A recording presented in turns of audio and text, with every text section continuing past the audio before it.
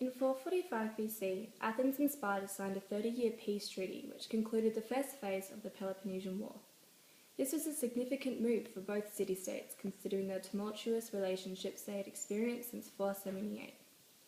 During this time, a number of events occurred, including the Wars of Piraeus, the Revolt of Thasos, and the Battle of Tanagra, which brought about a gradual deterioration of their relationship. These events were greatly influenced by the strong Athenian personalities of that era, including Cimon, Themistocles, and Pericles.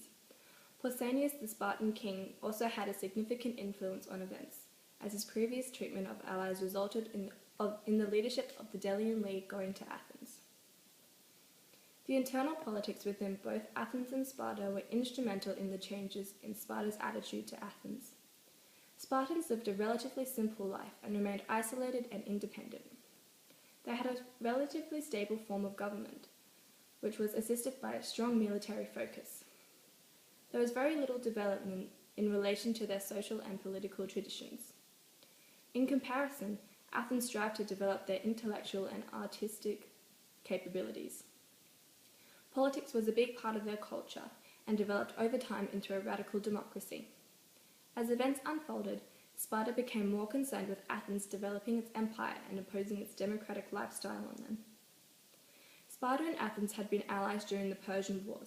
They had won many battles against the Persians together, including the battles of Plataea and Salamis.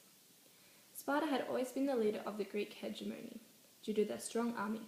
However, in 478 BC, during the war with the Persians, the Greek polites of the Ionian Sea set up the Delian League, with the Athenians as the leader.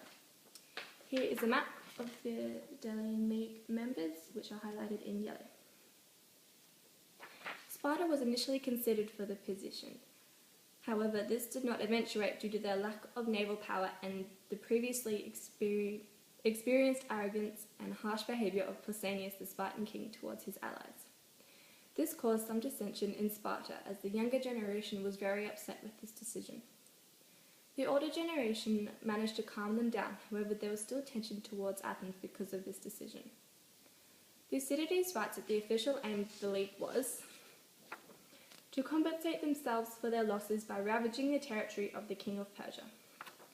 There were between 150 and 173 city-states in the league. However, shortly after its creation, Athens started to use the league for its own purpose. This action led to conflicts between Athens and the less powerful members of the league. The first signs of serious rivalry between Athens and Sparta began after the Persians were expelled from Greece, and Themistocles persuaded the Athenians to fortify Athens by building a wall around it. Sparta had no walls, as they considered their soldiers to be their walls.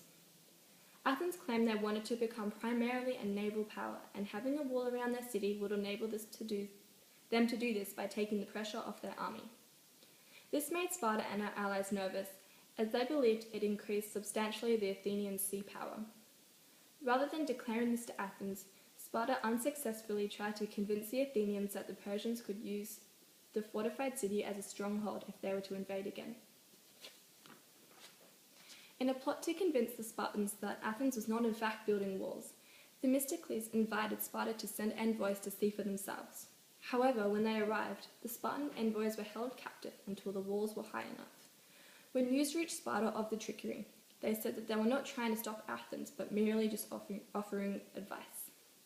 At this stage, Sparta showed no open signs of hostility towards Athens. However, their resentment simmered. Here is a picture of the walls of Athens as well as the long walls. It was during this time that Cimon's popularity with both Athenians and Spartans was rising. Cimon's attitude towards Sparta was far more accepting and cooperative than Themistocles. When Themistocles rejected Sparta's suggestion to expel from the council all those Greek states who had remained neutral or who had helped Persia during the war, Sparta retaliated. They consciously assisted Cimon in becoming Themistocles' political rival by showing him favours. In 472 BC, Themistocles' radical policies, outspokenness, vanity, corruption, and continuing opposition to Sparta resulted in him being ostracised. He moved to Argos, Sparta's traditional enemy, where he continued to spread anti-Sparta propaganda. After Themistocles' ostracism, Cimon rose to become the most influential politician in Athens. Here is a statue of Cimon. During the following 5 years, Cimon managed to keep the peace between Athens and Sparta by insisting on the dual hegemony of Greece. Because of Cimon, Sparta showed friendliness towards Athens.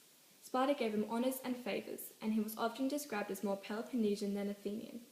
He even named his son Lacedaemonius, which was another name for Sparta. In 465 BC, the city of Thasos, which is the island at the top, revolted and seceded from the league due to a dispute with Athens over trade and gold deposits on the Thracian mainland. Cimon's fleet besieged Thasos. This was the first time Athens had used the league's power against a member state in a private argument. I believe this would have incensed Sparta, as Thasos, a Peloponnesian state, was an incredibly rich island in northern Aegean and was one of the largest ship-contributing members in the league. As a result, when Thasos asked Sparta for help to revolt against Athens, Sparta secretly agreed. However, before Sparta could render assistance, a disastrous earthquake hit Sparta in 464 BC. At the same time, the Helots revolted, and Sparta had to focus its attentions on its own problems. Sparta called for help to her allies from the Persian Wars, including Athens. There was a debate about whether Athens should help, as Cimon wanted to send a force of hoplites to show that Athens and Sparta were still on friendly terms. However, Cimon's new political opponent, Ephialtes, a radical Democrat, saw Sparta as a possible threat in the future and did not want to send help. Eventually, Cimon won the debate and personally led a large army of hoplites to Sparta's aid. It's not clear why, but the Spartans rejected the Athenians' aid. Thucydides said that it was the Spartans' fear of the revolutionary and bold ideas of the Athenians. The Athenians returned home deeply offended. The outright rejection brought an end to Cimon's career and his philosophy of a joint leadership.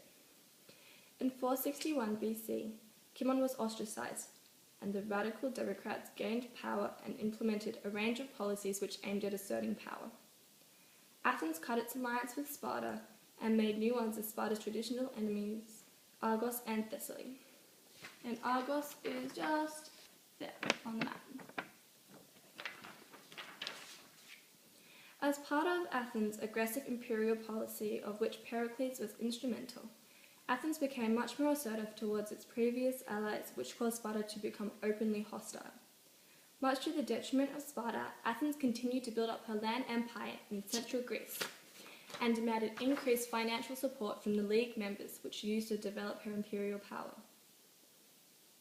In 459 BC, Megara was in conflict with Corinth about their borders and asked Sparta for help. When they refused, Megara entered an alliance with Athens instead, which caused Sparta much offence. The alliance between Athens and Megara was a huge benefit for Athens, as Megara had two strategically placed ports in the west, which gave Athens a critical foothold on the Isthmus of Corinth. Athens built for Megara a double line of wall that connected Megara to Misca. This wall also made Attica relatively secure. In 457 BC, the Delian League, which were now governed by the policy of Athens, sent military reinforcements to fight the Peloponnesians in Boeotia at the Battle of Tanagra. The Spartans claimed victory, however both sides sustained great losses. Athens continued to carry out offensive attacks along the coast of the Peloponnese, including Cytherea and Methone. By this time, Athens had made many enemies among the city-states which had previously been allies, but now saw her as becoming a tyrant state. The city-states grew more rebellious, thus encouraging Spartan hostility. The return to power of Cimon in 451 BC resulted in a 5-year truce being signed by Sparta and Athens. This benefited them both. Sparta needed a respite after the Helot revolt and came to realize that the membership of the empire provided many advantages. Athens needed time to bring about the changes to the League, which would in time become the empire. In 447 to 446 BC, Megara successfully revolted and destroyed her Athenian garrison. This was a major loss for Athens, however this fighting did not breach the 5-year truce, as Athens and Sparta did not come directly into conflict. In 445 BC, Athens and Sparta signed a 30-year peace treaty, which brought an end to the First Peloponnesian War and lasted 15 years.